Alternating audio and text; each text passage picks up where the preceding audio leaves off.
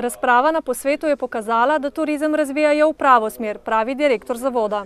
Začrtali smo tudi prave točke za investicije, ki so pa podlaga za bodoči razvoj turizma v mestni občini Novo mesto, za katerega se je pa ugotovilo, da ima velike možnosti razvoja in jaz ne vem, zakaj jih ne bi izkoristili. Tako nameravajo urediti tržnico, glavni trg, letališče v Prečni in cesto na Gorjancih. Načrtujejo tudi postavitev mestnega kopališča, čolnarne in kampa.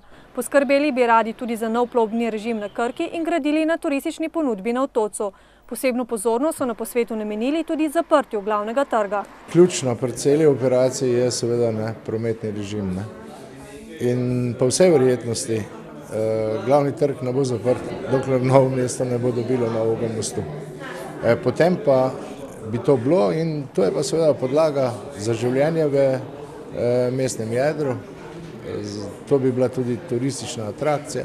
Teh naložb pa ne bodo mogli uresničiti brez finančne pomoči novomeške občine. Priložnost vidijo tudi v razpisih za evropska sredstva, dodaja direktor. In to je pač tisti dodatni denar, ki je na voljo za investicije, če hočemo seveda slediti nekemu razvoju.